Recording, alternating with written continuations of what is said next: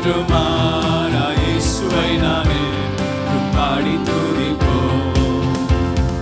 இயேசு என்னும் நாமமே என் ஆத்துமாவின் தீரமே, என் நேசரே இயேசுவை நான் என்றும் ஏற்றி மகிழ்ந்திடுவேன்.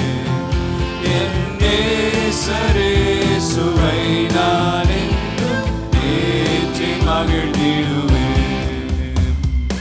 ஒரு பயங்கரமான புயலின் கொடிய அலையின் மத்தியில், கோர பயங்கரமான புயலின் கொடிய அலையின் மத்தியில், காக்கும் கரம் கொண்டு மார்பில் சேர்த்தனைத்தான் என்றும் பாடுவேன்.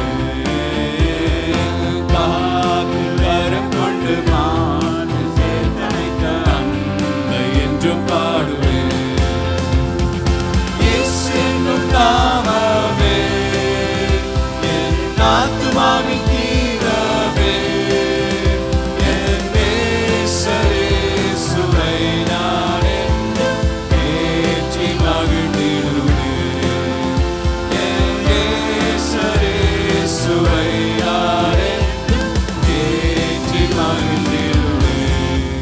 நாலாம் சரணம். தாய்தன் பாலகனையே மறப்பினும் நான் மறவேன் என்று சொன்னதா,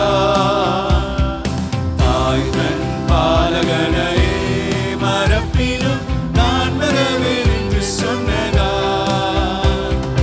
தாழ்த்தி என்னை அவர் கையில் தந்து ஜீவ பாதை என்று போடுவேன். தாழ்த்தி என்னை அவர் கையில் தந்து ஜீவ பாதை என்று போடுவேன். இயேசு என்னும் நாமமே என் ஆத்துமாவின் தீரமே, உள்ளத்தினால் பிறந்து என் நேசரே இயேசுவை நான் என்றும் ஏற்றி மகிழ்ந்திடுவேன். என் நேசரே இயேசுவை நான் என்றும் ஏற்றி மகிழ்ந்திடுவேன். பூமி அகிலமும் சாட்சியாகவே உங்கள் என்ற கட்டளையதா, பூமி அகிலமும் சாட்சியாகவே உங்கள் என்ற கட்டளையதா, ஆவி ஆத்துமாவும் தேகம் யாவும் இன்று தான் தொண்டு செய்வேன். ஆவி ஆத்துமாவும் தேகம் யாவும் இன்று தான் தொண்டு செய்வேன். இயேசு என்னும் நாமமே என் ஆத்துமாவின் தீரமே, என் நேசரே இயேசுவை நான் என்றும் ஏற்றி மகிழ்ந்திடுவேன். என் நேசரே இயேசுவை நான் என்றும் ஏற்றி மகிழ்ந்திடுவேன். ஹல்லேலூயா. இந்த காலை வேளையிலும் அந்த வாக்குத்தத்த செய்தியை பகிர்ந்து கொண்டு ஜெபிக்க விரும்புகிறேன். சங்கீதம் 107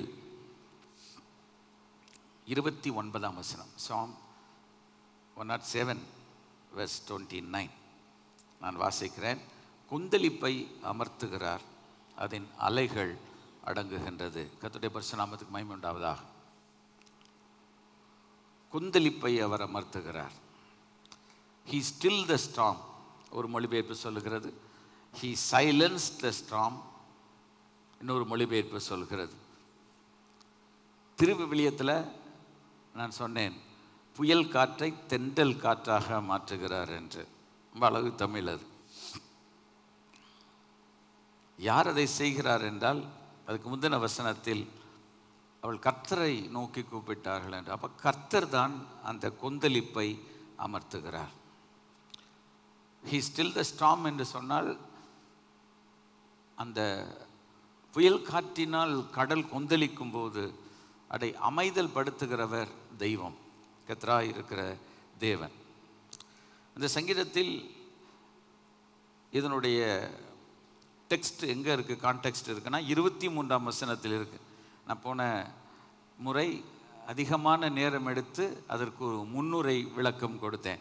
இந்த சங்கீதத்தினுடைய 5 பிரிவுகளில் 4வது பிரிவுக்குள்ளாக இது இருக்கிறது. 23 30வது வசனம் வரைக்கும் இறுதியிலே முடிக்கிறார்.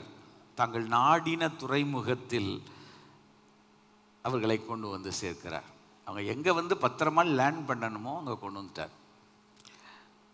இந்தியாவில் நடந்த யுத்தம் எல்லாம் நமக்கு தெரியும். இப்போ இதெல்லாம் வச்சு பார்க்கும்போது கொந்தளிப்பை அமர்த்துகிறவர் நம்முடைய ஆண்டவர். கர்த்தருடைய பரிசுத்த நாமத்துக்கு மகிமை உண்டாவதாக.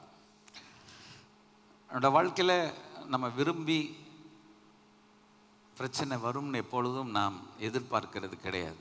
நான் எதிர்பார்க்கணும்னு சொல்லவே மாட்டேன். ஏன்னா ஏற்கனவே பிரச்சனைகள் இருக்கிறது. ஆனால் பிரச்சனைகள் வந்தாலும் கூட நம்முடைய ஆண்டவர் கொந்தளிப்பை அவர் அமர்த்துகிறார். இன்றைக்கும் நம்ம ஒரு வேத பகுதி வாசித்தோம். அதற்கு நேராக நம்முடைய சிந்தையை கொண்டு செல்வோம். கர்த்தருடைய பரிசுத்த நாமத்துக்கு மகிமை உண்டாவதாக. கடல் பிரயாணம் கடினமானது. இஸ்ரவேல் ஜனங்களுக்கு வனாந்திரம் சிரமமாக இருந்தாலும் 40 ஆண்டுகள் பழகி போனது. கடந்த வாரத்தில் சொன்னதை சுருக்கமாய் சொல்லி கடந்து போக விரும்புகிறேன். அது அவங்களுக்கு பழக்கப்பட்டுருச்சு. கடல் பிரயாணம் அவர்களுக்கு இன்னும் அவர்கள் அதற்கு நேராய் போகவில்லை. ஏனால் இஸ்ரவேல் ஜனங்களுடைய எல்லையில் அவங்களுக்கு மேற்கு பக்கத்தில் இருக்கிறது மத்திய தரைக்கடல், மெடிட்டரேனியன் சி. அதை மேற்கடல் பெருங்கடல் என்றெல்லாம் பரிசுத்த வேதாகமத்திலே சொல்லி இருக்கிறது. அவளோட கரையோரத்தில் அவர்கள் அதிகம் ஒதுங்கி போக முடியாது. பிலிஸ்டைன்ஸ் வேர் தேர். பெலிஸ்தியர் அந்த பகுதியில் இருக்கிறார்கள். அவங்க ஒரு சீ ஃபேரிங் நேஷன். அவங்களுக்கு கடல் அத்துப்படி. ஆனால் இஸ்ரவேல் ஜனங்களுக்கு அவருடைய வாழ்க்கையில் அது அதிகம் அனுபவப்படவில்லை. ஏராளமான பகுதி வனாந்திரங்கள் தான். நீங்கள் பார்த்தீங்கன்னா இன்றைக்கும் நீங்கள் இஸ்ரேலுக்கு போகணும்னா சவுதி சைடில் இருந்து தான் நீங்கள் ஃப்ளைட்டில் ஒரு 3 to 4 hours or 4.5 hours to travel. முழுவதும் வனாந்திரம் தான். ஸோ அப்படிப்பட்ட இடத்தில் இஸ்ரவேல் ஜனங்கள் ஒரு சிறிய எல்லையை ஆண்டவர்களுக்கு கொடுத்து அதை அவர்களை ஆசீர்வதித்தார். ஆனால் அவளுடைய வருமானம் வெறும் விவசாயத்தை மாத்திரம் நம்பி இருக்கவில்லை. ஒரு குறிப்பிட்ட காலத்தில் கால்நடை நம்பி இருக்கல. ஸோ அவங்க வாணிபம் செய்ய வேண்டும். அவள் கடல் கடந்து வாணிபம் செய்யத்தான் அவர்கள் சென்றார்கள். கடந்த வாரத்தில் அதெல்லாம் எக்ஸ்பிளைன் பண்ணேன். அதனால தான் 25ஆம் வசனத்தில் கப்பல் ஏறி கடல் யாத்திரை பண்ணி திரளான தண்ணீர்களில் தொழில் செய்கிறார்களே. கடந்த வாரத்தில் நான் ஒரு வேத பகுதியை வாசித்தேன். 1 ராஜாக்கள் 9ஆம் அதிகாரம் 24 to 26 28, 10ஆம் அதிகாரம் 22ஆம் வசனத்தில் சாலமோன் வாஸ் டூயிங் பிஸ்னஸ். நம்ம இந்தியாவிலேயும் அவர் பிஸ்னஸ் பண்ணியிருக்கலாம் என்று சொல்லியிருந்தேன்.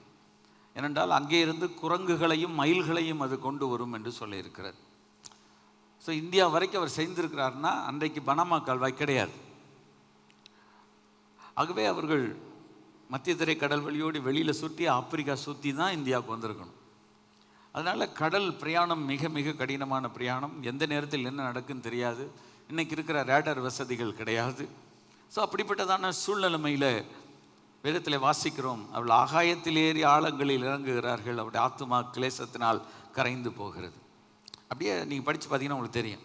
வெறித்தவனை போல் அலைந்து தடுமாறுகிறார்கள், அவருடைய ஞானம் எல்லாம் முழுகி போயிட்டு, அவங்களுடைய விஸ்டம் எல்லாம் உதவி செய்ய முடியல. அதனால் அவங்க என்ன செய்ய ஆண்டவரே என்று திகைக்கின்ற ஒரு நேரம். அப்பொழுதுதான் இந்த வசனம் வருகிறது. கொந்தளிப்பை அமர்த்துக்கிறதுக்கு முன்பாக என்ன செய்யணும் என்று இருக்கிறது. What we should do. கர்த்தர் செய்ய வேண்டியதை செய்கிறார். நாம் செய்ய வேண்டிய ஒன்று என்ன? தங்கள் ஆபத்தில் அவர்கள் கர்த்தரை நோக்கி கூப்பிடுகிறார்கள். In their troubles and in their distress they call upon the Lord. கர்த்தரை நோக்கி அவர்கள் கூப்பிடுகிறார்கள். The Bible says அவருடைய இக்கட்டுகளுக்கு அவர்களை நீங்களாக்கி அவர்களை விடுவிக்கிறார். ஸோ இந்த சங்கீதத்தின் இந்த பகுதி முழுவதுமே நீங்கள் பார்த்தீர்கள் என்று சொன்னால் the wonderful deliverance of God, தேவனுடைய அற்புதமான விடுதலை குறித்து இந்த பகுதி சொல்கிறது. இந்த புதிய மாதத்திலே நாம் காலெடுத்து வைத்து 2ஆம் வாரம் வரைக்கும் வந்திருக்கிறோம். நம்முடைய வாழ்க்கையில் தேவன் நமக்கு ஒரு விடுதலையை வாக்கு பண்ணுகிறார். He promises a deliverance. நம்முடைய லைஃப்பில் நம்ம என்ன சேலஞ்சஸை நம்ம சந்திக்கிறோம் நமக்கு தெரியாது. நான் சந்திப்பதை நீங்கள் சந்திப்பீர் என்று சொல்ல முடியாது. நீங்கள் சந்திப்பதை நான் சந்திப்பேன் என்று சொல்ல முடியாது. ஒவ்வொருவருக்கும் ஒரு விதமான சிக்கல்கள், போராட்டங்கள் இந்த லைஃப்பில் இருக்குது. நம்ம விரும்புகிறோமோ விரும்பவில்லையோ அது வருகிறது. அதிலிருந்து நான் எப்படி விடுதலை பெறுவது? இப்போ இந்த இடத்துல வந்திருக்கிற நீங்களும் நானும் ஒரு விடுதலைக்காக நாம் இயங்குகிறோம். விடுதலைக்காக இயங்காதவர்கள் இந்த இடத்தில் ஒருவரும் இருக்க மாட்டீர்கள் என்று நான் நம்புகிறேன். ஏதோ ஒரு பிரச்சனை நமக்கு இருக்குது. சிலருக்கு ஒரு பிரச்சனை, சிலருக்கு 2, சிலருக்கு 3, எண்ணிலடங்கா பிரச்சனை. இதிலிருந்து நான் விடுதலை பெற வேண்டும். நான் பிரச்சனைகளிலே மூழ்கி போவது தேவ சித்தம் அல்ல. இந்த வசனத்தை வாசித்து பார்க்கும்போது தேவனுடைய இரக்கம் இருக்கிறது, தேவனுடைய மனதுருக்கம் இருக்கிறது. தேவன் தம்முடைய ஜனங்களை ஒரு நாளும் அழிந்து போக அவர் அனுமதிக்கின்றது இல்லை. அவர் இறங்குகிற ஒரு தேவன். இந்த திருச்சபையினுடைய செய்தியினுடைய சாராம்சமே நம்முடைய ஆண்டவர் நல்லவர், அவர் நன்மை செய்கிறவராய் சுற்றி நடந்தார். திருடன் திருடவும் கொல்லவும் அழிக்கும் வருகிறார். ஆனால் இயேசு ஜீவனை கொடுக்க பரிபூர்ணப்பட ஆண்டவர் வந்தார். ஆகவே இந்த கிரைஸ்ட் அசெம்பிளி ஆஃப் காட் சபையினுடைய ஒரு நோக்கம் இயேசுவை இந்த உலகத்துக்கு எப்படி ஆயிலும் சொல்ல வேண்டும், சொல்லியே ஆக வேண்டும்.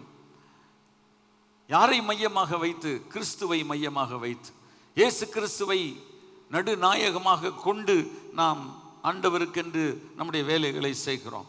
எனக்கு அன்பான கர்த்தருடைய பிள்ளைகளே, உங்களுடைய வாழ்க்கையில் என்னுடைய வாழ்க்கையில் அப்படி ஒரு சிச்சுவேஷன் இருக்குதா? இன்னைக்கு ஆண்டவர் சொல்லுகிறார், மகனே மகளே, கொந்தளிப்பை நான் அமர்த்துகிறேன். நம்முடைய வீட்டில், நம்முடைய குடும்பத்தில், தொழிலில், நம்ம செல்லுகிற இடங்களில் ஒரு ஒரு அலை மோதிக்கிட்டே இருக்குதா? ஆண்டவர் சொல்லுகிறார், கொந்தளிப்பை அமர்த்துகிறேன், அதன் அலைகள் அடங்குகிறது. கடந்த வாரத்தில் ஒரே ஒரு உதாரணம் உங்களுக்கு சொன்னேன். அந்த உதாரணத்தில் பிரச்சனைக்குரிய நபர் கப்பலிலிருந்து கீழே தூக்கி போடப்பட்டான் என்று நாம் பார்த்தோம். யார்? யோனா. நம்ம அதுக்கு அதிக நேரம் செலவழிக்க போகிறதும் கிடையாது. அங்கேயும் ஒரு கடல் கொந்தளித்தது. எப்பொழுது? when a man goes away from the will of God, when a man goes away from the path that the Lord has established for him, அவனுக்கென்று நியமித்த பாதையை விட்டு அவன் போகும்போது தேவனே இயற்கையின் மூலமாக சில சம்பவங்களை அவர் அனுபவிக்கிறார் என்று நாம் பார்க்கிறோம். He permits it, but not to destroy him. அவனை அழிப்பதற்கல்ல, அவனை திரும்ப கொண்டு வருவதற்காக. இடத்துல வாசிக்கிறோம், அந்த கடல் அலை கொந்தளித்த போது அவனிடத்தில் வந்து கேட்க போது சொன்னான், என்னை தூக்கி கடலில் போட்டுருங்கண்ணா. பேசிக்கொண்டே இருக்கிறார்கள். யோனா 1ஆம் அதிகாரம் வாசி பார்த்தீங்கன்னா அவங்களுக்கு தெரியும். அதுக்குள்ள நம்ம அதிக நேரம் எடுக்கல, பட் எக்ஸ்பிளைன் அண்ட் கோ. அவன் சொல்றான், நான் கர்த்தருடைய சமூகத்தை விட்டு விலகி ஓடி போகிறவன். எப்பொழுதுமே ஆண்டோடைய சமூகத்தை விட்டு விலகி போகிறது நல்லதில்லை. அது நம்ம சொன்னோம். ஏன்னா அவனுக்கு தெரியும், நான் போய் நினிவேல பிரசங்கம் பண்ணால் அந்த ஜனங்கள் மனம் திரும்புவாங்க. மனம் திரும்பினா அவங்கள ஆண்டவர் மன்னிச்சிருவார். ஆண்டவர் மன்னிச்சிட்டாருன்னா இறங்கிடுவார், அவங்க நல்லபடியாக மாறிடுவாங்க. இது யோனாவுக்கு பிடிக்கல. ஏன் என்று சொன்னேன். ஏனென்றால் இஸ்ரவேல் ஜனம் அசீரியருடைய கையில் பல ஆண்டு காலம் வேதனைகளையும் உபத்திரவங்களையும் சந்தித்தவர்கள். For a pretty long time they suffered at the hands of Assyrian. ஏனென்றால் எகிப்துக்கு அடுத்த கிங்டம் அசீரியா கிங்டம், அதுக்கப்புறம் தான் பாபிலோனிய கிங்டம் வருது. ஸோ அவங்க கையில் இவங்க துன்பத்தை அனுபவித்ததுனால அவங்க நல்லா இருக்கணும்னு நினைக்கல, அழிஞ்சு போட்டோம்னு நினைக்கிறாங்க. ஆனால் ஆண்டவர் நினிவேக்கு இறங்குகிறார், நினிவே பட்டணத்துக்கு இறங்குகிறார். அந்த ஜனங்கள் அழிந்து போகக்கூடாது என்று அவர் விரும்புகிறார். வேதத்தில் சொன்னது போல துன்மார்க்குடைய சாவை நான் விரும்பலை. அப்போ அவர்களுடைய ரட்சிப்பிற்காக யோனாவை அனுப்பும்போது யோனா அங்கே போகாமல் வேற பக்கம் போயிட்டான். அதனால தான் இந்த கொந்தளிப்பு. அதனால் சில நேரங்களில் கொந்தளிக்கும் போது ஏன் கொந்தளிக்கிறது என்றும் நாம் அறிந்திருக்க வேண்டும். கொந்தளிப்பை அமர்த்துகிறார் என்றாலும் இப்போ நம்ம லைஃப்பில் ஒரு கொந்தளிப்பு வருதுன்னா எதனால் வருது? இப்போ நமக்கு சளி பிடிச்சிக்கிச்சுன்னா நம்ம நினைக்கிறோம், செக் பண்ணி பார்க்குறோம், மழையில் நனைஞ்சேனா, ஃப்ரிட்ஜில் வச்சு ஐஸ்டு மோர் எதையும் குடித்தேன்னா, we have to check it. எல்லாத்தையும் நம்ம தவறாக செஞ்சுட்டு பிறகு கடவுள் மேலேயே பிசாசு மேலே பழி போடக்கூடாது. நம்ம தப்ப நம்ம கடவுளிடத்தில் திருத்தணும். இன்றைக்கு மக்கள் அப்படி இல்லை, போகட்டும். அதனால் அப்படிப்பட்ட ஒரு சூழ்நிலைமையில் ஆண்டவரே அவனை நேசித்ததினால் அவன் மேல் அன்பு வைத்தபடியினால் ஒரு கொந்தளிப்பை அனுப்பி அவனை கடலிலே போட வைத்து, காற்றையும் அவர்தான் அனுப்பினார், கொந்தளிப்பையும் அவர்தான் அனுப்பினார். இடத்துல வாசிக்கிறவனை தூக்கி போடும்போது ஒரு மீனை ரெடி பண்ணி வச்சுட்டார். 3 நாள் மனம் திரும்புறதுக்கு உள்ளே உட்காந்து ஜெபம் பண்ணுறதுக்காக. உள்ள மனம் திரும்பினா கரையில் மீன் அவனை கக்கி போட்டது. மறுபடியும் போனான், பிரசங்கித்தான், மக்கள் மனம் திரும்பினார்கள். ஒரே வெயில். ஆண்டவர் சில காரியங்களை அவனுக்கு நிழலுக்காக கொடுக்கிறார். அதுவும் கொஞ்சம் கொஞ்சமாக போகிறது. அவனுக்கு கோபம் வருகிறது. ஆண்டவர் சொல்லுகிறார், நீ இதுக்கெல்லாம் கவலைப்படுறியப்பா, வலது கைக்கு இடது கைக்கு வித்தியாசம் அறியாத ஏராளமான ஜனங்கள் இருக்கிறான். அப்போ ஆண்டவருடைய இதயம் மக்கள் மனம் திரும்ப வேண்டும் என்று. அதனால தான் நேற்று ஒரு போன வாரத்தில் ஒரு வார்த்தையை சொல்ல மறந்து போனேன். என்ன தெரியுமா? மனம் திரும்புறதற்கு நினிவே ரெடி, யோனா ரெடியா? நினிவே இன்னைக்கு ரெடியா இருக்கு. இப்போ நம்ம ஒரு செய்தியை, சுவிசேஷத்தை அறிவிக்க போகிற நம்ம ரெடியா இருக்குமா? நம்ம மனம் திரும்பிட்டோமா? நம்ம மனம் திரும்பலன்னா மக்கள் மனம் திரும்ப மாட்டாங்க. சட்டியில் இருந்தால் தான் அப்பெல்லாம் வரும். நம்மளுடைய வாழ்க்கை பரிசுத்தமாக இல்லாத பட்சத்தில் நம்ம செய்கிற காரியங்கள் வெளியில் தெரியும், ஆனால் அதில் பிரயோஜனம் இருக்காது.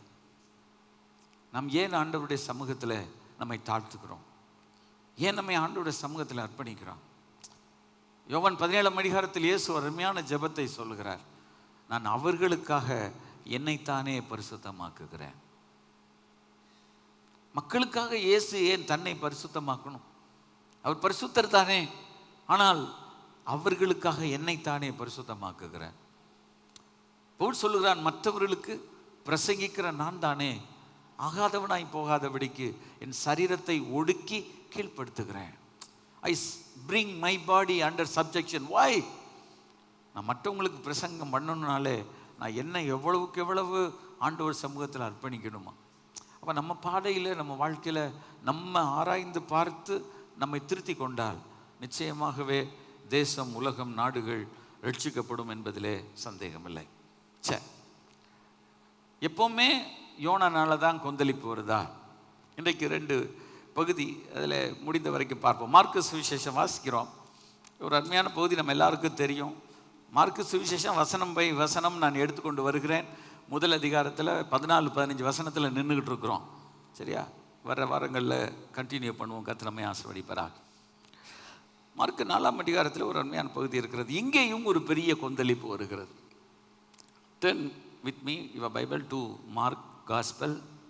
புதிய ஏற்பாட்டில் 53ஆம் பக்கம் வாசிப்போம். நான் 35ஆம் வசனத்தில் வாசிக்கிறேன். சாயங்காலத்தில் அவர் அவர்களை நோக்கி, அக்கறைக்கு போவோம் வாருங்கள் என்று சொன்னார். Let us go to the other side of the sea. கடலுக்கு அக்கறை போவோம் என்று சொல்லுகிறார். அநேகருக்கு இதை பார்க்கும்போது இது என்ன கடல்? அது போன வாரத்தில் உங்களுக்கு நான் சொல்லலை, இன்றைக்கு உங்களோடு கூட சொல்லுகிறேன். இது கலிலேயா கடல். இப்போ இஸ்ரவேலுக்கு டூர் போனவங்களுக்கு தெரியும், கலிலேயா கடல் திபேரியா பகுதியில் இருக்குது. போனவங்க எல்லாருக்கும் தெரியும். அது 13x8, 13 மைல் நீளம், 8 மைல் அகலம்.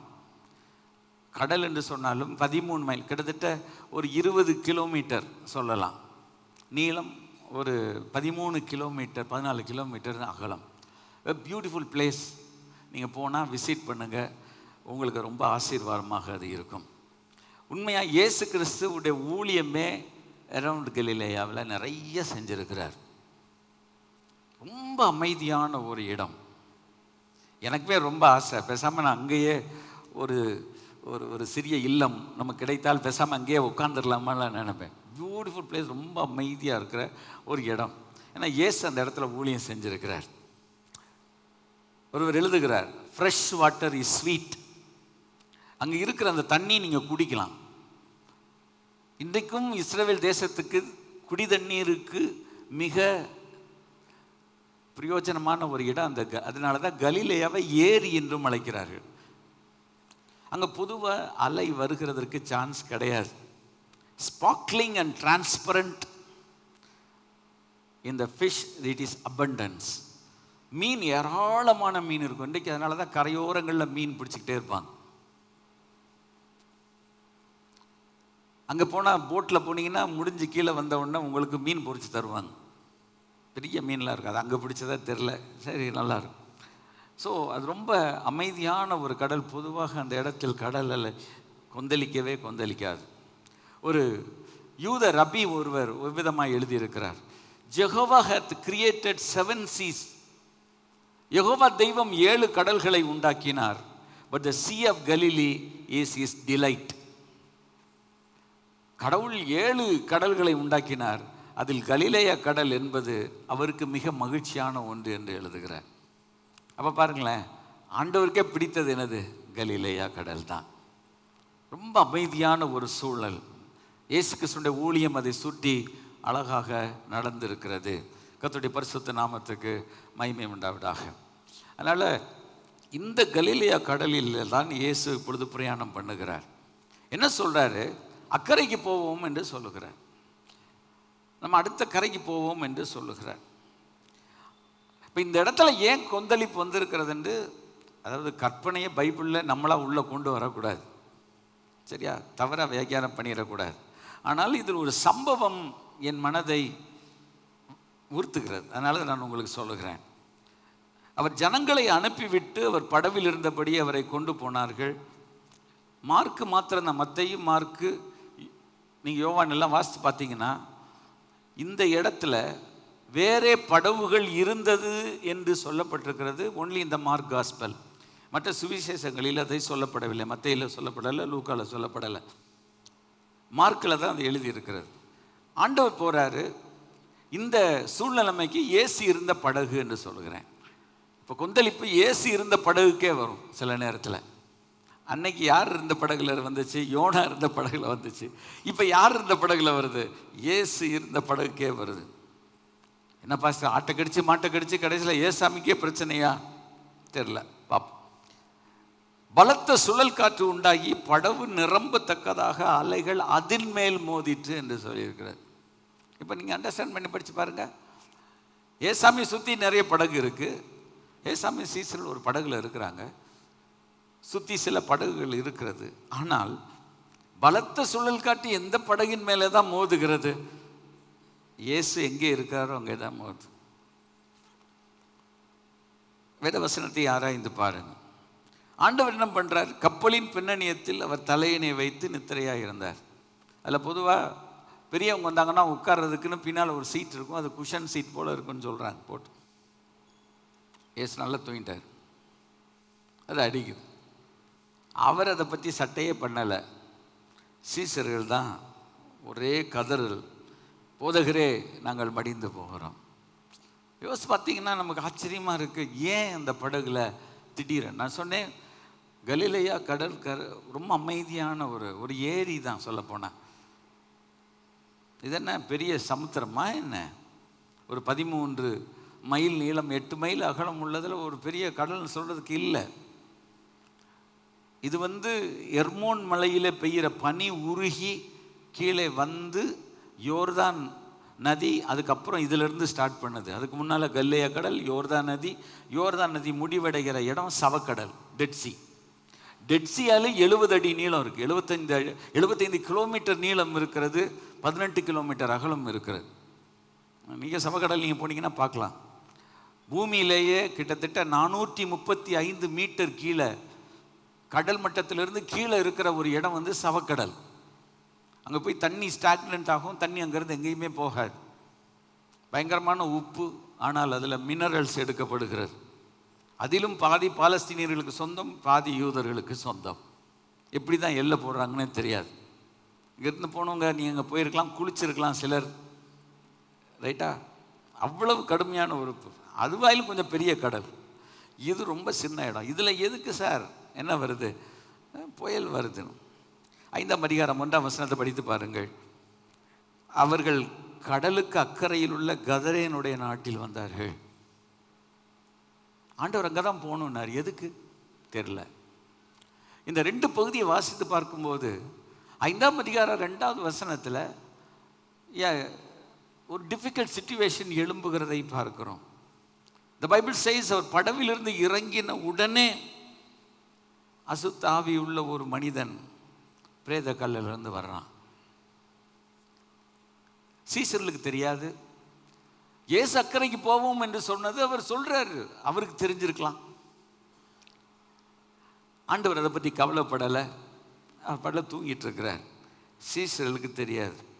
இப்போ இயேசு அங்கே போனால் என்ன செய்வார்?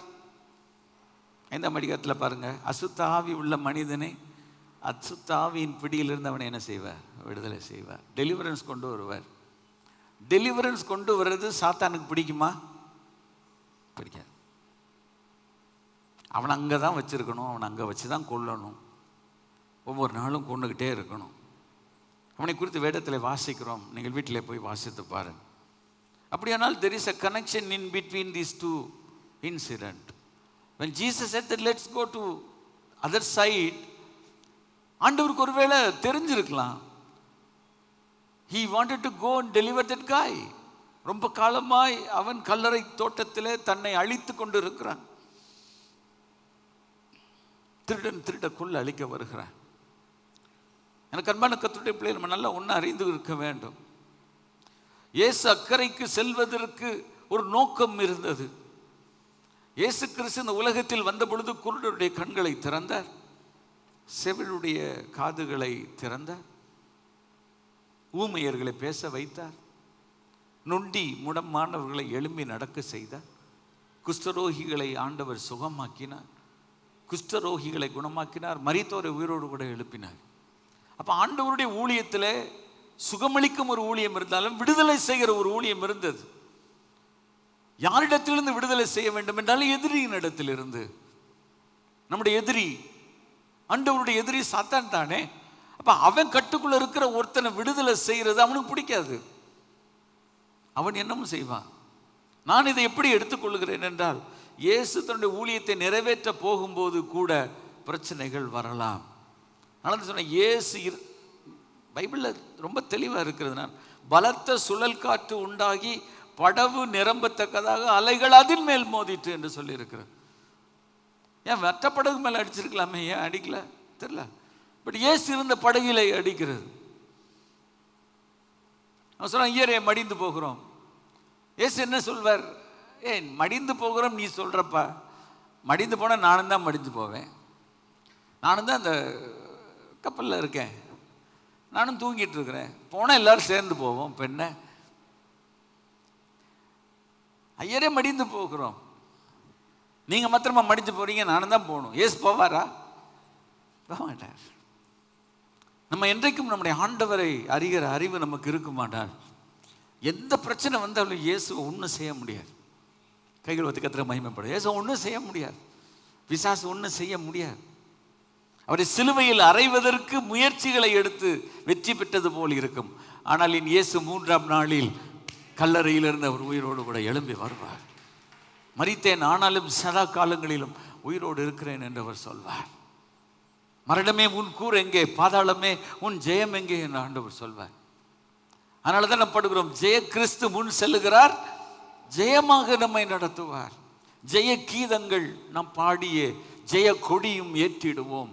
ஜெயம் அல்லேலூயா அவர் நாமத்திற்கு. ஹல்லேலூயா.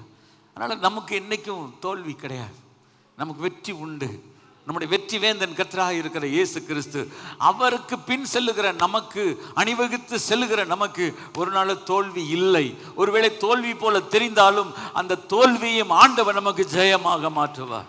ஹல்லேலூயா. அன்று சொல்ற, உங்கள் விசுவாசமே உலகத்தை ஜெயிக்கிற ஜெயம் என்று சொன்னார். 1 யோவான் 2:5 4ஆம் வசனத்தில் ஆண்டவர் சொன்னார், உலகத்தில் இருக்கிறவனிலும் உங்களுக்குள் இருக்கிறவர் பெரியவர் என்று ஆண்டவர் சொன்னார். ஹல்லேலூயா. அப்ப தேவனுடைய ஆவி நமக்குள் வாசமாய் இருக்கும்போது, கர்த்தராய் இருக்கிற இயேசு நமக்குள் வாசமாய் இருக்கும்போது நம்ம ஏன் பயப்படணும்? பயப்பட வேண்டாம். ஏன்னா ஆண்டவர் அட்ரஸ் பண்ணது கடைசியில் நான் சொல்லி முடிக்கிறேன். அதனால ஆண்டவர் இந்த உலகத்தில் அவர் ஊழியம் செய்யும்போது இந்த மாதிரி சம்பவங்கள் நடந்திருக்கிறது. இதை இன்னொரு காரியமாக நான் சொல்றேன். என்றைக்கும் கண்ணுக்கு தெரியாத அசுத்த ஆவிகள் இந்த உலகத்தில் கிரியை செய்கிறது. இடத்துல வாசிக்கிறோம், அவனை துரத்தும் போது அவன்கிட்ட கேட்குற, அவன் பேர் என்னடான்றார். அவன் என்ன சொல்றான்? லேகியோன். லேகியோன் என்றால் 6000 தூதர்கள், 6000 பேட் ஏஞ்சல்ஸ். ஒரு மனுஷனுக்குள்ள 6000 பிசாசுகள் குடியிருந்திருக்குது. யோசித்து பாருங்க, அவனுக்கு எப்படி இருக்கும்.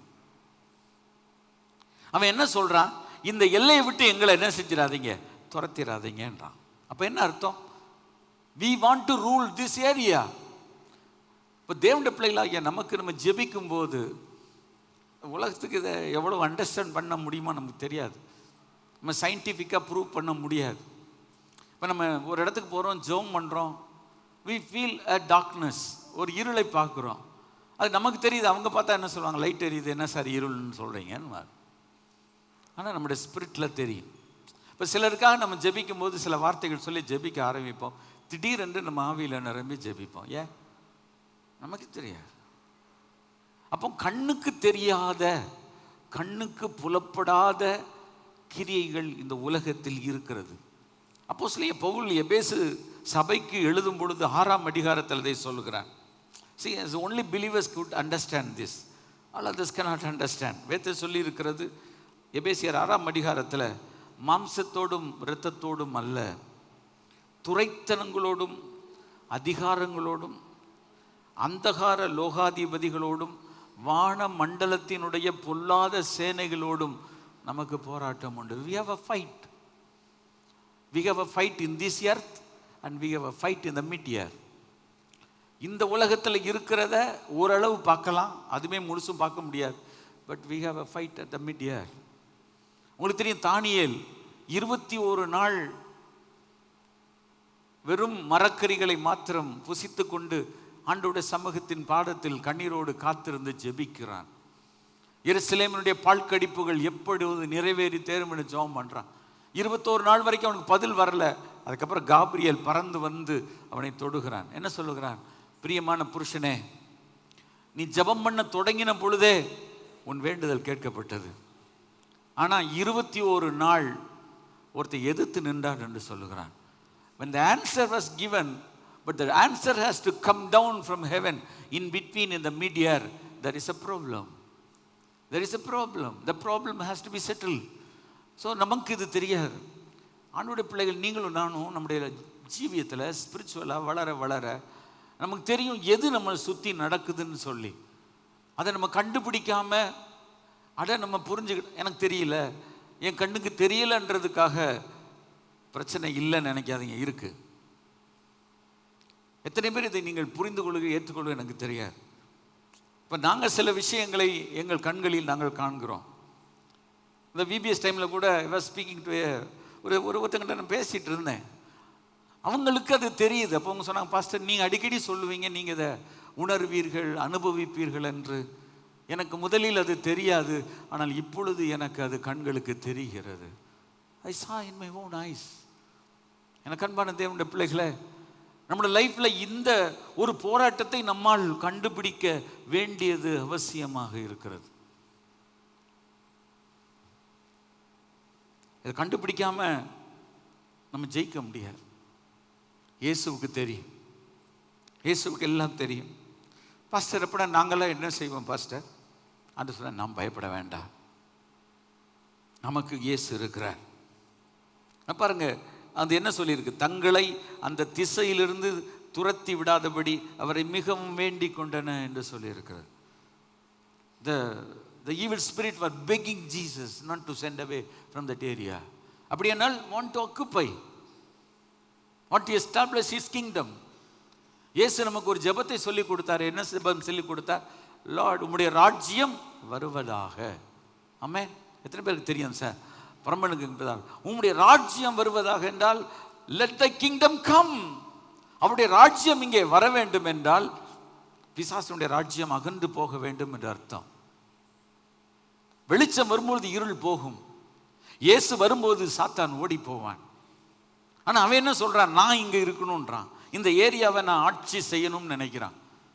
எனக்கு அன்பான தேவனுடைய பிள்ளைகளை, இந்த உலகத்தில் இந்த spiritual struggle is going on. உங்களுக்கு எனக்கு நன்றாய் தெரியும். எனக்கு அன்பான தேவனுடைய ஜனமே, நீ ஆண்டவர் சமூகத்தில் உட்கார்ந்து நீங்க ஜெபிக்கும் போது உங்களுக்கும் எனக்கும் வருகிற போராட்டம் என்ன என்று கண்டுபிடியுங்கள். உங்களுக்கும் எனக்கும் வருகிற போராட்டம் என்ன நம்ம கண்டுபிடிக்கணும்.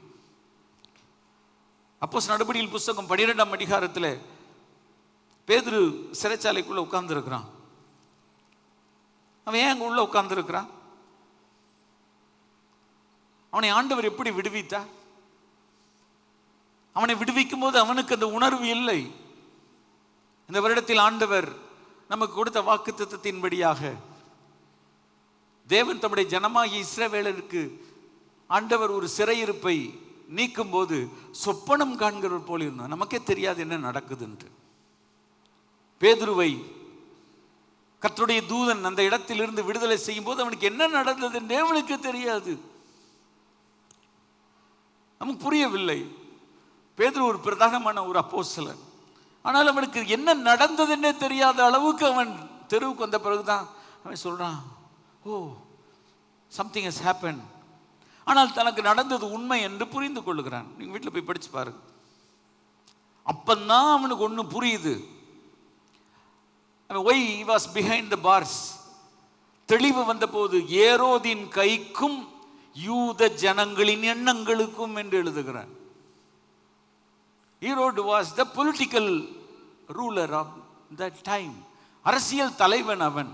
ஆனால் யூத ஜனங்கள், உங்களுக்கு தெரியும், இஸ்ரவேல் ஜனத்தினுடைய மூப்பர்களும் தலைவர்களும் அவங்களும் அவனுக்கு விரோதம், உலகமும் அவனுக்கு விரோதம். இங்கே நம்முடைய வாழ்க்கையில் சில நேரத்தில் நம்ம என்ன நினைக்கிறோம் என்றால் உலகம் நமக்கு எதிர்ப்பு என்று நினைக்கிறோம். இல்லை, உலகமும் எதிர்ப்பாக இருக்கிறது. நம்முடைய சொந்த ஜனங்களும் நமக்கு எதிர்ப்பாக இருக்கிறார். இயேசு சொன்னார், உங்கள் வீட்டார் தான் உனக்கே சத்துரு. நமக்கு எதிரி வேற எங்கிருந்து வர வேண்டிய தேவையில்லை. நம்ம வீட்டுக்குள்ளே இருந்தே தான் வருவான். நம்ம குடும்பத்துக்குள்ளே இருந்து தான் வருவான். நம்ம அதை அடையாளம் கண்டுபிடிக்கணும். எத்தனை குடும்பங்களுக்குள் நாம் போய் ஜெபித்து வருகிறோம். சொல்லுவாங்க, கடைசியாக சொல்லுவாங்க, குடும்பம் தான் அவங்களுக்கு எதிர்ப்பு.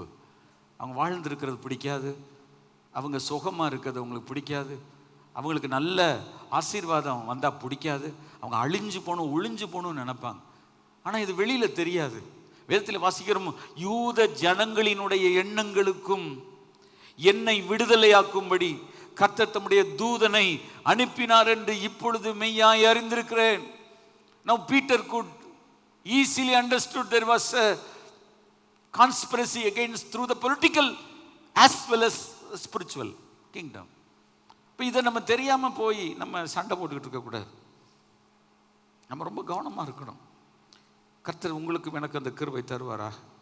அதனால தான் சொல்கிறேன், அதிகமாக ஜெபிக்கணும், அதிகமாக வேதம் வாசிக்கணும், அவருடைய பாடத்தில் உட்கார்ந்துருக்கணும். அப்படி இல்லாமல் இதெல்லாம் கண்டுபிடிக்க முடியாது. ஆண்டவருடைய சமூகத்தில் அடிக்கடி ஜெபிப்பேன், ஆண்டவரே இந்த அப்போஸ்தலர் நடபடியில் 12ஆம் அதிகாரம் சம்பவம் நடக்கட்டும் ஆண்டவரே, நடக்கட்டும் ஆண்டவரே. ஏன்னா தூதன் ஒரு super natural being. You and I cannot see by our own eye. நமக்கு தெரியும், நம்முடைய கண்கள் அவனை பார்க்க முடியாது. சில நேரம் பார்க்கலாம், சில நேரம் பார்க்க முடியாது. ஆனால் ஆண்டவர் அங்கே அனுப்புவார். சிறைச்சாலை மூடப்பட்டிருந்தாலும், கதவுகள் மூடப்பட்டிருந்தாலும், 4 போர்ச்சேருடைய வரிசை இருந்தாலும், அவருடைய கைகளில் சங்கிலிகள் கட்டப்பட்டிருந்தாலும், ஆண்டவர் அதை உடைத்தெறிய அவரிடத்தில் வல்லமை இருக்கிறது. ஹல்லேலூயா. தேவரீர் சகலவற்றையும் செய்ய வல்லவர். திரும்ப சொல்லுங்க, தேவரீர் சகல அப்படின்னு இன்னொரு வார்த்தை, எல்லாவற்றையும் செய்ய வல்லவர். எல்லாவற்றையும் அதுக்குள்ள என்ன இருக்கு? நம்ம வித்தியாசம். எல்லாவற்றையும் செய்ய வல்லவர். நீர் செய்ய நினைத்த காரியம் தடைபடாது. ஆண்டவர் என்ன மனசில் வச்சுக்க அதை செஞ்சுட்டு போயிடுவார். அப்போ நம்முடைய வாழ்க்கையில் அந்த ஆண்டவரை நம்ம நம்பணும். கர்த்தருடைய பரிசுத்த நாமத்துக்கு மகிமை உண்டாவதாக. இதை நான் சொல்றது காரணம், இயேசு அந்த இடத்துக்கு போகக்கூடாதுன்னு அவன் நினச்சிருக்கிறான். ஏன்னா இயேசு இடத்துல கேட்குறான், என்னை துரத்தி விடாதீங்கன்னு கேட்குறான். இன்றைக்கும் இந்த உலகத்தில் நம்மை ஆண்டு கொண்டிருக்கிற சக்தி என்ன? நம்மை சுற்றி இருக்கின்ற நிலைமை என்ன? இதை ஸ்பிரிச்சுவலாக உணர்ந்து இதை ஜெயித்த ஆகணும். வாசிப்போம். இயேசு எழுப்புறாங்க. இயேசு எந்திரிச்ச உடனே 2 வார்த்தை சொல்கிறார். ஒன்று, காற்றை அதட்டுறார். இப்போ கடல் கொந்தளிக்கிறதுக்கு என்ன காரணம்? காற்று. காற்றை கண்ணால் பார்க்க முடியுமா? பிசாசை கண்ணால் பார்க்க முடியுமா? அசுத்த பார்க்க முடியாது. ஆண்டவர் கொந்தளிப்பை அமர்த்தும் போது அதனுடைய மூல வேர், அதனுடைய ஆணி வேரை தான் கர்த்தர் கை வைக்கிறார். கைகளை பற்றி கர்த்தரை மகிமைப்படுத்தும். எது ஆணி வேர்? காற்றை அதட்டுகிறார், கடலிடத்தில் பேசுகிறார். கர்த்தருடைய பரிசுத்த நாமத்துக்கு மகிமை உண்டாவதாக. காற்றை பற்றி என்ன சொல்லுகிறார்? இறையாத, சவுண்டை கொடுக்காத, அமைதலாயிரு என்று சொல்லுகிறார். இந்த பைபிள் சைஸ் அமைதியாயிடுச்சு. ஒரு செகண்டு தான். சாமி ரொம்ப பேசணும்னு இல்லை, இறையாதே அமைதலாயிரு. நீங்களும் நான் ஆண்டுகிட்ட ஜெபம் பண்ணணும், ஆண்டவரே நாங்கள் ரொம்ப பேச வேணாம், நல்லா ஆண்டவருடைய பிள்ளையாக இருந்து 2 வார்த்தை சொன்னால் போதும், கைகளை வயிற்றுக்கு அது அமையப்படுத்தும். சரி, ரொம்ப பேசிகிட்டு இருக்கணும்ல அவசியமே கிடையாது. நல்லா ஆண்டவர்கிட்ட இருக்கிறவங்க, ஆண்டவர் சமூகத்தில் இருக்கிறவங்க ரொம்ப பேச மாட்டாங்க, கைகளை வைத்து கர்த்தரை மகிமைப்படுத்து. கர்த்தருக்குள்ளே இல்லாதவங்க தான் தேவையில்லாமல் பேசிகிட்டே இருப்பாங்க. ஒருத்தர் வாய் பேசுகிறாருனாலே அவங்க கர்த்தருக்குள்ளே இல்லைன்னு அர்த்தம். புரியுதா? இந்த வாய் பேசுகிறவங்கள நீங்கள் நல்லா கவனித்து பக்கத்தில் போங்க. அவங்க ஸ்பிரிச்சுவல் டவுன், அவங்களோட ஸ்பிரிச்சுவலே கிடையாது. பழைய ஒரு வாழ்க்கையை ஓட்டி கொண்டிருக்கிறார்கள். நம்முடைய வாழ்க்கையில் அது வேண்டாம். கருவாட்டு சட்டி ரொம்ப நாளைக்கு வாசமாக தான் இருக்கும், ஏன்னா அது கருவாடு. அதில் சோறு போட்டு பெரட்டினா ரொம்ப நாளைக்கு அந்த வாசம் இருக்கும், ஆனால் அதனுடைய எஃபெக்ட் இருக்காது. இந்த மாதிரி நிறைய பேர் கருவாட்டு சட்டி மாதிரி உட்காந்துட்டு பழைய காலத்தினுடைய கதையை ஓட்டிக்கிட்டு இருக்கிறாங்க. ஆண்டவர் சொல்லுகிறார், இன்றைக்கு ஒரு புதிய அபிஷேகம் உனக்கும் எனக்கும் தேவை. அல்லேலூயா. அப்படி சொல்லுகிறான், புதிய எண்ணெயினால் என்னை அபிஷேகம் பண்ணு. ஆண்டவரிடத்தில் ஜெபிக்கும் போது, ஆண்டவரே, ஐ cannot depend on yesterday's anointing, I need today's anointing. இந்த இடத்துல நான் வந்து நிற்கும் பொழுது ஆண்டவரிடத்தில், ஆண்டவரே நேற்றைய அபிஷேகம் எனக்கு இருக்கிறது, ஆனால் அதை நம்பி இல்லை இந்த காலை ஆராதனை, எனக்கு இன்றைக்கு ஒரு புதிய அபிஷேகம் தேவை ஆண்டவரே. காலை தோறும் புதிய எண்ணெயினால் அபிஷேகம் பண்ணப்படுகிறேன். இந்த காலையில் எனக்கு ஒரு புதிய அபிஷேகத்தை தாங்க இயேசு சுவாமி. அப்படி நம்ம கேட்போம், கர்த்தர் நம்மை பயன்படுத்துவார். சூழ்நிலை பாருங்கள், அழகாக முடிச்சுட்டு போயிட்டாங்க பார். அவங்க பயந்து யாரோ, காற்றும் கடலும் இவருக்கு கீழ்ப்படுகிறது. அப்போ நீங்களும் நானும் செய்ய வேண்டிய காரியம் என்ன? நீங்களும் நானும் செய்ய வேண்டிய ஒரு வேலை என்ன என்றால், நம்ம எந்த இடத்துல என்ன செய்யணுமோ அதை செய்ய வேண்டும். அல்லேலூயா. அன்னைக்கு அவனை தூக்கி உள்ளே போட்டாங்க, இன்னைக்கு நீங்களும் நானும் நம்மளை சுற்றி புயல் அடிக்குதா, நம்ம என்ன தெரியுமா செய்யணும்? காற்றை அதட்டணும். காற்றை அதட்டும் போது, பாஸ்டர் காற்று கண்ணுக்கு தெரியலையே, உடம்புல உணர்றோமா இல்லையா? இப்போ இந்த இடத்துல ஃபேன் காற்றை நம்ம ஃபேனை பார்க்குறோம், காற்று நமக்கு தெரியல, ஆனால் அந்த ஏர் நம்ம மேலே படுறதை ஃபீல் பண்ணுறோம். இது போல் கண்ணுக்கு தெரியாத அசுத்த ஆவிகள், பிசாசுனுடைய வல்லைகள், தீய சக்திகள் இந்த உலகத்தில் இருக்குதுங்க. இல்லைன்னா சொல்ல முடியாத, நடந்துக்கிட்டே தான் இருக்குது. உலகம் அதை ஒத்துக்கிடுமோ ஒத்துக்கிடாமே அதை பற்றி நமக்கு தெரியும். அதை நம்ம ஆன்மீக ஜீவியத்தில் பகுத்தறிந்து அதை பார்த்து நம்ம சொல்ல வேண்டும், இறையாதே அமைதலாயிரு, பிஸ்டல். கடலை பார்த்து பேசணும். கடலை பார்த்து நமக்கு பேச முடியும்ல, நம்ம கண்ணுக்கே தெரியுது. நம்ம இன்னும் என்ன நினைக்கணும்? கடலுக்கு வாய் இல்லை, கடலுக்கு காது இல்லை, நான் சொன்னால் எப்படி கேட்கும்? ஆண்டு சொல்ல, நீ பேசு. தேவனுடைய பெரிய ஊழியர்கள்லாம் சொல்லுவாங்க, தைரியமாக சூழ்நிலைமையை பார்த்து பேசுவாங்க, சூழ்நிலையை பார்த்து பேசி ஜெபம் பண்ணுவாங்க. அப்படி கட்டுப்படும். எனக்கு அன்பான கர்த்தருடைய பிள்ளைகளே, ஆண்டவர் இன்றைக்கு உயிரோடு கூட இருக்கிறார். பல ஆண்டுகளுக்கு முன்பு எங்கள் அப்பா ஒரு ஊழியத்தை அரசடி பகுதியில் பைபிள் காலேஜுக்குள்ளே அவங்க அப்போ வாஸ் அ டீச்சர் தேர், அந்த லோக்கல் சர்ச் பாஸ்டர். ஒரு அருமையான ஒரு ஃபேமிலி விருதுநகர்லேருந்து வருவாங்க. அவங்க அந்த ஃபேமிலி ஒரு ஹைலி எஜுகேட்டட், ஒரு ரொம்ப தரமுள்ள ஒரு குடும்பம். அவர் முதல்ல பாலிடெக்னிக்கில் பிரின்சிபலாக இருந்தார், அதுக்கப்புறம் இன்ஜினியரிங் காலேஜுக்கு மாறினார், அதுக்கப்புறம் சென்னையில் உள்ள ஒரு பெரிய முக்கியமான இடத்துக்கு அவர் உயர்த்தப்பட்டார். அவருடைய குடும்பம் எப்போமாயிலும் அப்பா சர்ச்சுக்கு வருவாங்க. அவங்க ஃபேமிலியோட my daddy had a very good rep. அவங்களோட ஒரு நல்ல ஒரு தொடர்பு கர்த்தர் வைத்திருந்தார். அவருடைய குடும்பத்தில் சில பிள்ளைகள் இருந்தாங்க. அதில் ஒரு பிள்ளைக்கு அந்த நாட்களில் ஒரு jaundice, she was going to tie, ஒரு சின்ன குழந்தை. மீனாட்சி மிஷன் ஹாஸ்பிட்டலில் அவங்க அட்மிட் செய்யப்பட்டு, ஆனால் அந்த பிள்ளைக்கு வேறு வழி இல்லை, அந்த பிள்ளை மரிக்கும் ஒரு தருவாய். ஸோ என்ன சொல்லிட்டாங்கன்னா, பிளட்டை டிரான்ஸ்ஃபியூஸ் பண்ணணும், அந்த பிளட்டை எடுத்துகிட்டு வேறு பிளட் உள்ளே கொண்டு போகணுன்னு சொல்லி. ஸோ அந்த girl was going to tie. ஒரு ராத்திரி இருக்கும், நான் I was a very very small boy, 1960 அந்த டைம், 62 நினைக்கிறேன். அந்த டைமில் இதை நான் சின்ன பெண்ணாக இருக்கும்போது ஐ ஹேட் அ வெரி ஒரு சின்ன மெமரி இருக்குது. ராத்திரி அந்த பைபிள் காலேஜுக்குள்ளே வந்து ஒரு வேன் நின்றுச்சு, மிஷன் ஆஸ்பத்திரி விளக்குகள்லாம் எரிந்து கொண்டிருந்தது. கதவை தட்டினார்கள். எங்கள் அப்பா கூப்பிட்டாங்க, pastor Stephen would you please come, நீங்கள் என்னோட கூட வர முடியுமா? எங்கே வர முடியும்? வெள்ளூர் வரைக்கும் வரணும். வெள்ளூர் வரைக்கும் வரணும்னு கேட்டாங்க. எங்கள் அப்பா என்ன செய்ய, ஃபேமிலியை விட்டுட்டு ரைட் ஓகே நான் வரேன்னு சொல்லிட்டு டக்குன்னு டெஸ்ட் பண்ணி போயிட்டாங்க. ஆனால் அந்த இரவிலிருந்து என்னுடைய தகப்பனார் அந்த குழந்தைக்காக ஜெபித்தார். அந்த குழந்தையோட உயிருக்காக ஜெபித்தார். அந்த குழந்தை கொஞ்ச நேரத்தில் மரித்து போகும். ஆனால் சொல்லப்பட்ட செய்தி என்னென்னா, அந்த வேன் சிஎம்சி மருத்துவமனைக்கு உள்ளே போகும்போது என்னுடைய தகப்பனார் சொன்ன ஒரு வார்த்தை இன்றைக்கும் வேதத்தில் இருக்கிறது. யோபின் புஸ்தகத்தில், இறையாதே அமைதலாயிரு என்று இந்த பகுதியை அடிப்படையாக கொண்டு இம்மட்டும் வா மிஞ்சி வராதே. யோபின் புஸ்தகத்தில் 38ஆம் அதிகாரத்தில் அந்த வசனம் இருக்கிறது. இம்மட்டும் வா மிஞ்சி வராதே. அப்படி அர்த்தம் என்னன்னா, இது வரைக்கும் வா, இதுக்கு வரக்கூடாது. நீங்கள் அந்த பகுதி முழுவதையும் படித்து பாருங்கள், எனக்கு டைம் இல்லை. இம்மட்டும் வா. ஏன் ஆண்டவர் கூப்பிட்ற மாதிரி இருக்கா? இதுக்கு அங்கிட்டு நீ வரக்கூடாது. இம்மட்டும் வா மிஞ்சி வராதே, உன் அலைகளின் பெருமை அடங்க கடவுள். கைகள் ஒத்து கத்திர மகிமைப்படும். இதுக்கு மேலே அந்த குழந்தைய எந்த வல்லமையும் தொட முடியாது. அவர் சொன்னி கடைசி ஜெபித்த ஒரு ஜெபம் அந்த மருத்துவமனைக்குள்ளாக போனது. கர்த்தர் அந்த குழந்தையினுடைய உயிரை காப்பாற்றினார். அந்த குழந்தை திருமணம் செய்து பேர குழந்தைகள் எடுத்து எல்லாம் நல்லா இருக்கிறார். அப்புறம் மிக வேண்டிய ஒரு குடும்பம். இன்றைக்கும் உலகத்தில் அவர்களை கர்த்தர் மிக மிக ஆசீர்வாதமாய் கர்த்தர் வைத்திருக்கிறார்.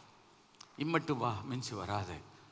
சில நேரங்களில் இந்த மாதிரி பிரச்சனைகள் வரும்போது நாம் பேச வேண்டியது இருக்கிறது. கைகளை வைத்து கர்த்தரை மகிமைப்படுத்தும்.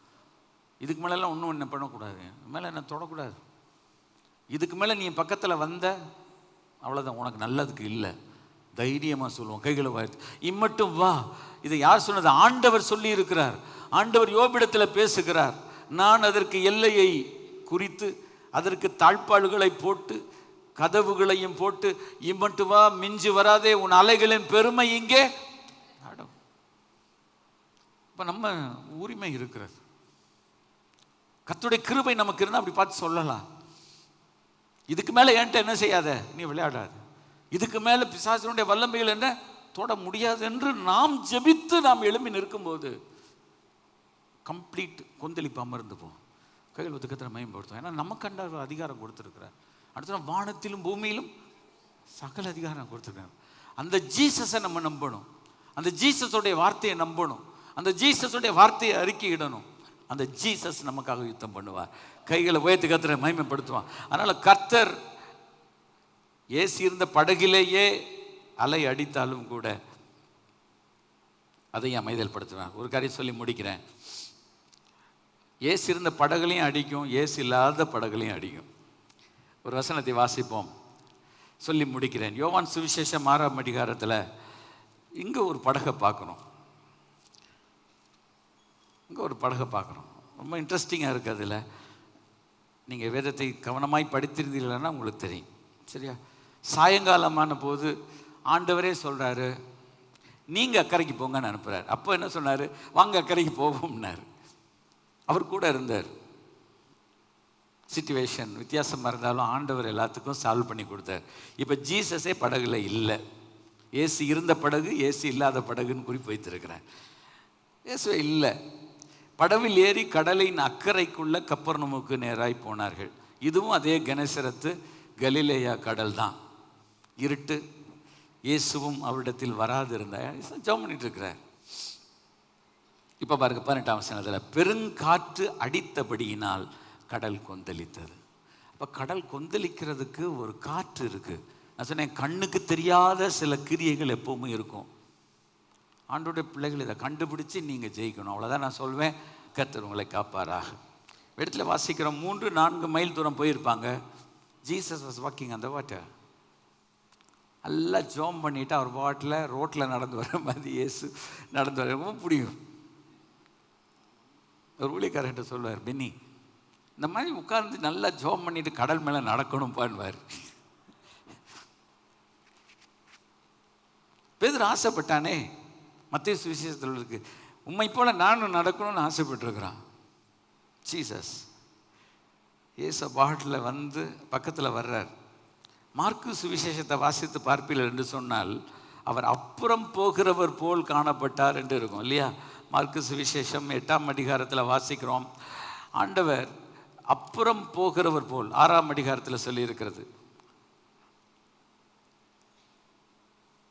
ஆண்டவர் நடந்து வர்றாரு. 48ஆம் வசனம் 6:48 ராத்திரியில் 4ஆம் ஜாமத்தில். 4ஆம் ஜாமனா பிட்வீன் 3 to 6. இயேசு கிறிஸ்து எப்போ வர்றாரு? சாயங்காலம் ஜோம் பண்ணிட்டாரு. ஜோம் பண்ணிட்டு இருக்கிறாரு. எந்த படகு இல்லை. அவர் பாட்டில் சீசர்களை தேடி வர்றாரு. ஒரு இடத்துல நீங்கள் பார்த்தீங்கன்னா மொழிபெயர்ப்பில் பார்த்தா ஏசு அங்கேருந்தே பார்க்குறாராம். இந்த சீசர்கள் கஷ்டப்படுகிறாங்க தண்டு வலிக்கிறதுல. Jesus saw from the distance that these disciples were suffering at the sea. So Jesus came to help them. அவர்களுக்கு உதவி செய்கிறதுக்காக ஆண்டவர் வருகிறார். வந்து அது பக்கத்தில் போய் இப்படி திரும்பி போகிறது போல் இருக்கிறார். இயேசுவை அவர்கள் தவறாய் விளங்கி கொண்டு ஆவேசம் என்று புலம்புறாங்க. ஆண்டவர் சொல்ல, இல்லை நான் தான் பயப்படாதிருங்கள் என்று சொல்லுகிறார். இடத்துல வாசிக்கிறோம் 6:21 அப்பொழுது அவரை படவில் ஏற்றி கொள்ள மனதாயிருந்தார்கள். உடனே படகு அவள் போகிற கரையை பிடித்தது. கைகள் ஒத்துக்கதை மேம்படுது. இயேசு இப்படி போகிறது போல காட்டினா கூட இல்லை, ஆண்டவரே எங்கள் படகுக்கு நீர் வரணும். நீர் இருக்கும்போதும் அடிக்குது, நீர் இருக்கிற படகுல தான் அடிக்குது. இப்போ நீர் எங்களோட கூட இல்லை, படகுல புயல் அடிக்குது. எங்களுக்கு ஒன்றுமே புரியலையே ஆண்டவரே. ஆண்டவர் சொல்கிறார், நான் உன் படகுல உன் கூட வரணும். நான் கேட்க மாட்டேன், நீ கூப்பிடணும். கைகளை வாய்த்து மயம். நான் கம்பல் பண்ண மாட்டேன், நான் உன்னை நிர்பந்தம் பண்ண மாட்டேன். ஆனால் நீ என்னை கூப்பிட்டா நான் வர்றதுக்கு ரெடியாக இருக்கிறது. இடத்துல வாசிக்கிறோம், அவரை படவில் ஏற்றி கொள்ள மனதாக இருந்தார்கள். அவங்க மனசில் ஒரு ஆசை, ஏசு என் படகுக்கு வரணும், ஏசு என் படகுக்கு வரணும். ஏசு இல்லாத ஒரு வாழ்க்கை வெறுமையான வாழ்க்கை. ஏசு இல்லாத ஒரு வாழ்க்கை போராட்டத்தினால் பிரச்சனையினால் நிறைந்த வாழ்க்கை. ஏசு இல்லாத வாழ்க்கை ஒரு கண்ணீர் நிறைந்த வாழ்க்கை. ஏசு இல்லாத ஒரு வாழ்க்கை சமாதானம் இல்லாத வாழ்க்கை. ஏசு இல்லாத வாழ்க்கை ஒரு சந்தோஷம் இல்லாத வாழ்க்கை. எனக்கு ஏசு வேணும். கையில் வைத்தத காலை வேளையில், ஆண்டவரே எங்கள் லைஃப்பில் ஜீசஸ் நீர் வேணும் ஆண்டவரே. என்னோட குடும்ப வாழ்க்கையில் வேணும், எங்களோட தொழிலில் வேணும். நாங்கள் எந்த காரியத்தை செய்தாலும் நீர் எங்களோட கூட இருக்கணும் ஆண்டவரே. நீர் எங்களை விட்டு போயிடக்கூடாது, நீர் எங்களை விட்டு ஒரு நாள் போயிடக்கூடாது ஆண்டவரே என்று நம்ம ஆண்டவரை கூப்பிட்டால் அவர் வர அவர் ஆயத்தமாக இருக்கிறார். கூப்பிடுகிற காக்கை குஞ்சுக்கு ஆகாரம் கொடுக்கிறவர், கூப்பிடுகிற எளியவனுக்கு உருக்கமாக இறங்குற கர்த்தர். ஒரு உடைந்து போன ஒரு ஆத்மா நீர் வரணும்னு சொல்லி கூப்பிட்டால் அவர் வராமல் அவர் இருக்கவே மாட்டார். ஹல்லேலூயா, ஹல்லேலூயா. பயங்கரமான குழியிலும் முளையான சேற்றிலும் இருந்து என்னை தூக்கி எடுத்து என்னை கண்மலையின் மேல் நிறுத்துகிற ஒரு தெய்வம் எனக்கு இருக்கிறார். இந்த காலையில் என்ன பிரச்சனை இல்லை, என்ன போராட்டத்துக்குள்ள போயிட்டு இருக்கீங்களோ, நம்ம கண்ணுக்கு தெரியாத சில விஷயம் நம்மளை அடிச்சுக்கிட்டு இருக்கு. நம்மளோட குடும்பத்தை அடிச்சிருக்கு, நம்மளோட பிள்ளைகளை அடிச்சுக்கிட்டு இருக்குது. நம்ம புரியல, நம்ம யாரோ நினைக்கிறோம், யாரையோ குற்றப்படுத்துகிறோம். இல்லை இல்லை இல்லை, அது வேற எங்கேயோ ஒரு பிரச்சனை வந்துட்டு தான் இருக்கு. ஆனால் let us call upon Jesus. இந்த மே மாதம் 2வது வாரம், இந்த 2வது செய்தியின் வழியாய் ஆண்டவர் நம்மோடு கூட பேசுகிற, மகனே யூ கால் அப்பான் மீ. ஒரு ஆபத்து காலத்தில் என்னை நோக்கி கூப்பிடு. சங்கீதம் 107 என்ன வாசித்தோம்? தங்கள் ஆபத்துகளில் கர்த்தரை நோக்கி கூப்பிட்ட பொழுது கர்த்தர் அவர்களுக்கு இரக்கம் பாராட்டி கடல் கொந்தளிப்பை அமர்த்தி அவள் எங்கே போய் சேர வேண்டும் என்று தேவன் அவர்களுக்கு என்று நியமித்திருந்தாரோ, அவர்கள் விரும்பினார்களோ, ஆண்டவர்களை அழகாய் நடத்தி கொண்டு போனார். ஆண்டவர் நம்ம அழகாக நடத்துவார். நம்ம கவலைப்படவே வேண்டாம். இந்த காலையில் எந்த காரியத்தில் சோர்ந்து போயிருக்கிறீங்க, மெல்லார் எழும்பி நின்று ஆண்டவரை நோக்கி ஆண்டவருடைய பொற்பாடத்தில் ஜெபம் பண்ணும். ஆண்டவரே நீர் எங்களுடைய படகுக்கு வரணும்ப்பா, எங்கள் வாழ்க்கைக்கு வரணும் ஆண்டவரே. ஏன்னா வேதத்தில் வாசிக்கிறோம், படகு அவள் போகிற கரையை பிடித்தது என்று சொல்லியிருக்கிறது. இந்த யோவானில் ரொம்ப தெளிவாக அதை படித்து அண்டர்ஸ்டாண்ட் பண்ணணும். இல்லை ஆண்டவர் வேற படகுல போயிருப்பார், போகலை. 6ஆம் அதிகாரம் 22ஆம் வசனத்தில், மறுநாளில் கடலின் அக்கறையில் நின்ற ஜனங்கள் அப்படியே சீசர் ஏறின ஒரு படகு தவிர வேற படகு இல்லை. அப்போ இயேசு நடந்து தான் போயிருக்கிறார். கடல் கொந்தளிக்குது, புயல் அடிக்குது. மத்தையில் பேதுரு கேட்குறான், கடவுளே நீர் நான் வர்றேன்றான். வேற யாருக்கு அந்த துணிச்சல் இல்லை. Only Peter was asking, Lord நீர் தான் உண்மையான தெய்வம்னா நான் வரட்டும்ன்றான். ஆண்டவர் சொன்னார், வா. நான் பலமுறை படித்திருக்கிறேன், நீங்க படித்து பாருங்க. என்னை விசுவாசிக்கிறவன் நான் செய்கிற கிரியைகளை தானும் செய்வான். கைகளை ஒத்துக்கத்திர மையப்படுத்த யோவான். நான் இந்த காலை வேளையில் உங்களோடு கூட பேசும்போது இந்த வசனத்தை சொல்லி உங்களை உற்சாகப்படுத்த விரும்புகிறேன். நான் விசுவாசிக்கிறவர் இன்னார் என்று அறிவேன். ஆமென், ஆமென், ஹல்லேலூயா. என்னை விசுவாசிக்கிறவன் நான் செய்கிற கிரியைகளை தானும் செய்வான், என்னை காட்டிலும் பெரிய காரியங்களை கர்த்தர் செய்வான். இயேசு மாத்திர கடல்ல நடந்து போறதுல அவருக்கு விருப்பம் இல்லை. நீங்களும் நானும் தைரியமா கடல்ல நடக்கணும்ன்றது அவருக்கு விருப்பம். ஆண்டவர் நம்மை குறைத்து மதிப்பிட விரும்பவில்லை. நம்மையும் அவரை போல கிரியை செய்ய வைக்க விரும்புகிறார். நம்மை போல அற்புதங்கள், அடையாளங்கள், அதிசயங்களை செய்ய வைக்க விரும்புகிறார். அவர் கையில் நடந்த அற்புதங்கள், அடையாளங்களும் நம்முடைய கைகளின் மூலமாய் நடக்க வேண்டும் என்று விரும்புகிறார். பேதுருடைய நிழல் பட்டு சுகமானது போல பேதுரு தைரியமா வர்றான். ஆனா when he saw the situation, he was drowning. He called upon God, Lord save me. ஆண்டவர் கையை கொடுத்து லிஃப்ட் பண்ணி, ஏன்டா பயப்படுற, ஏன்டா பயப்படுற. நம்மளோட லைஃப்ல நம்மளை பயமுறுத்துற சக்திகள்ல இருந்து கர்த்தர் நம்மை பாதுகாப்பாரா? உங்களை என்னை எது பயமுறுத்தி கொண்டிருக்கிறது? இந்த காலையில என்ன காரியம்? ராத்திரி படுக்க முடியல பாஸ்டர், ராத்திரி தூங்க முடியல பாஸ்டர், இந்த ரூமுக்குள்ள போக முடியல பாஸ்டர், அந்த இடத்துல கால் வைக்க முடியல பாஸ்டர். இயேசு நம்மோடு கூட இருக்கிறார். இயேசு நம்மோடு கூட இருக்கிறார். இயேசு நம்மோடு கூட இருக்கிறார். இருள் சூழ்ந்த லோகத்தில் இமை பொழுதும் தூங்காமல் கண்மணி போல என்னை கர்த்தர் இயேசு காத்தாரே. கண்மணி போல என்னை கர்த்தர் இயேசு காத்தாரே. கானங்களால் நிறைந்து காலமெல்லாம் பாடுவே. கானங்களால் நிறைந்து காலமெல்லாம் பாடுவே. அஞ்சிரே அஞ்சிரே என் இயேசு என்னோடு இருப்பதா. அஞ்சிடே அஞ்சிடே என் இயேசு என்னோடு இருப்பதா. அலைகள் படகின் மேல் மோதியே ஆழ்த்தினாலும், அலைகள் படகின் மேல் மோதியே ஆழ்த்தினாலும், கடல் மேல் நடந்து வந்து அவர் கர்த்தரே என்னை தூக்கினார்.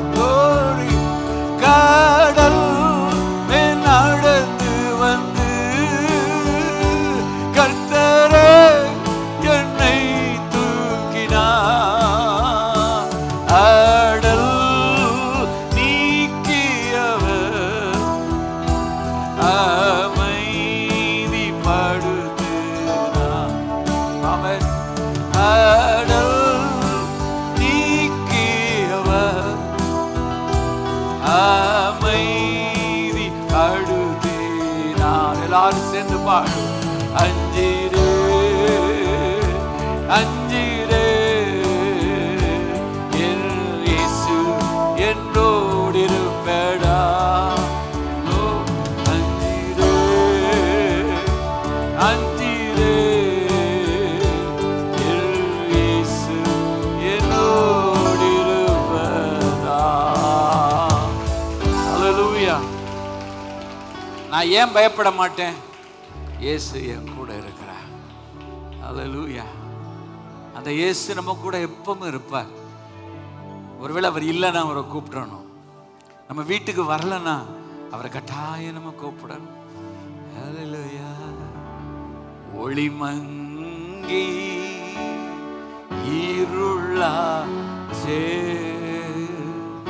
உத்தமனே வாருமையா.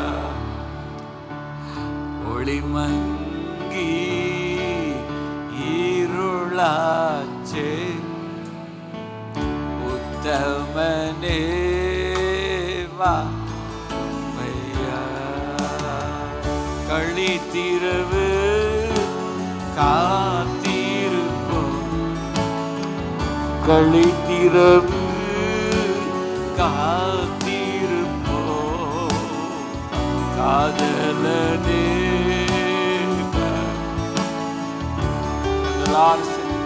காதலனே கருணை செய்வார்.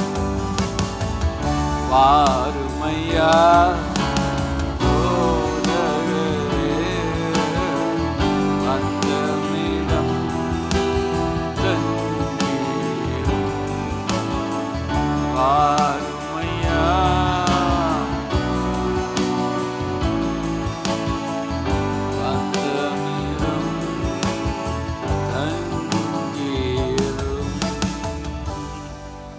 ஜெபம் செய்வோம். அன்பின் ஆண்டவரே, இந்த வார்த்தைகளை கேட்ட உம்முடைய பிள்ளைகளை ஆசீர்வதி.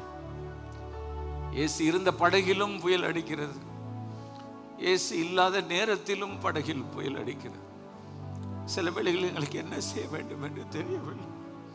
Lord, we do not know what to do. This is our life journey. தரை வழி பிரயாணங்கள் கூட பரவாயில்லை, கடல் வழி பிரயாணங்களில் எங்க போகிறோம் என்று எங்களுக்கு தெரியாது. நாங்கள் அமிழ்ந்து போனால் எங்களுடைய வாழ்க்கை என்னவா? ஒரு விசை மனம் இறங்கி எங்கள் கண்ணுக்கு தெரியாத சில சூழல்களில் எங்களுக்கு விரோதமாய் கிரியை செய்கிற அந்தகார வல்லமைகளை, பிசாசினுடைய சக்திகளை கண்டுபிடிக்கிற கிருபையை தாரும். ஆனா அதை அமைதல் படுத்துறது உம்மிடத்தில் தான் இருக்கிறது. இடத்துல அந்த அளவுக்கு வல்லமை இல்லப்பா.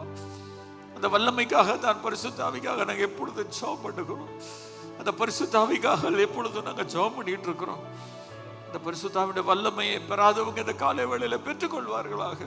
பெற்றவர்கள் அந்த வல்லமையில இன்னும் அதிகமாய் நிரப்பப்படுவார்களாக. வரங்களாலும் கனிகளாலும் நிரப்பப்படுவார்களாக. ஆண்டவரே, இந்த உலகத்துல நாங்க நின்று ஜெயிக்கணும் சுவாமி. கைகளை உயர்த்தி நாங்க தோற்று போக கூடாது ஆண்டவரே. எங்களுக்கு ஒரு செய்தி இருக்கிறது, எங்களுக்கு ஒரு ஆண்டவர் இருக்கிறார். அவரை சொல்லியாக வேண்டிய பொறுப்பும் உத்தரவாதமும் எங்கள் மேல் இருக்கிறது. அவளை போல சுவிசேஷத்தை அறிவிக்காவிட்டால் எனக்கு ஐயோ, அது என் மேல் விழுந்த கடமை என்று சொல்லி இருக்கிறது. எனக்கு கடமை நான் செய்யணும் சுவாமி. எங்களுக்கு கிருபை தாங்க. எல்லா கைகளை வாய்த்தி ஆண்டவரே, அந்த கிருபை எங்களுக்கு தாங்க. என் குடும்பத்தில் பிசாசு இந்த மாதிரி பல பிரச்சனைகளை கொண்டு வந்தா எதிர்த்து நிற்கிற கிருபையை தாரும். யாக்கோபுல பிசாசுக்கு எதிர்த்து நில்லுங்கள், அப்பொழுது உங்களை ஓடிப்போம். அல்ல, எதிர்த்து நிற்கிற கிருபையை தார். தேவனுக்கு கீழ்ப்படிந்திருக்கிற கிருபையை தார். கிருபை இறக்கத்தை அதிகமாக நாங்கள் பெற்றுக்கொள்ள உதவி செய்யும் ஆண்டவரே. இந்த சபையில் ஒருத்தரை கூட, இந்த சத்தத்தை கேட்டுக்கொண்டிருக்கிற ஒருத்தருக்கு, ஒரு குடும்பத்தை கூட, இந்த யூடியூப் மூலமாக செய்தியை கேட்க போகிற ஒருவருடைய வாழ்க்கையில கூட பிசாசனுடைய வல்லமைகள் ஆண்டவரை மேற்கொள்ளாதபடி, அன்றைக்கு கடல் அலையை பார்த்து இறையாதே, அமைதலா இரு, இம்மட்டும் வா, மிஞ்சி வராதே என்று சொல்லி அலைகளின் பெருமையை அமைதல் படுத்தின ஆண்டவர் கடல் கொந்தளிப்புகளை அமர்த்தி போடுவீராக.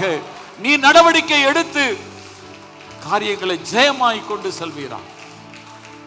நாமத்தை மகிமைப்படுத்தும், ஆசீர்வதித்தருளும். துதி கன மகிமை உமக்கு செலுத்துகிறோம். இயேசுவின் இணையற்ற நாமத்தில் பாதம் பணிந்து ஜெபிக்கிறோம் பரிசுத்தமுள்ள நல்ல பிதாவே. இப்பொழுது நம்முடைய கர்த்தராகிய இருக்கிற இயேசு கிறிஸ்துவினுடைய கிருபை, பிதாவாகிய தேவனுடைய அன்பு, பரிசுத்த ஆவியானுடைய அந்யோன்ய ஐக்கியம், சந்தோஷம், சமாதானம் நம்மளோடு என்னென்றைக்கும் வருகை பரியந்தம் சதா காலங்களிலும் இருப்பதாக. ஆமென். கர்த்தர் உன்னை ஆசீர்வதித்து உன்னை காக்க கடவர். கர்த்தர் தம்முடைய முகத்தை உன்மேல் பிரகாசிக்க பண்ணி உன்மேல் கிருபையாக இருக்க கடவர். கர்த்தர் தம்முடைய முகத்தை உன்மேல் பிரசன்னமாக்கி உன்மேல் சமாதானமும் கட்டளையிட கடவர். என் ஆத்துமாவே என் முழு உள்ளமே அவருடைய பரிசுத்த நாமத்தை ஸ்தோத்திரம். என் ஆத்துமாவே கர்த்தரை ஸ்தோத்திரம். செய்த சகல உபகாரங்களை மறவாதே. ஆமென். கர்த்தர் ஆசீர்வதிப்பார்.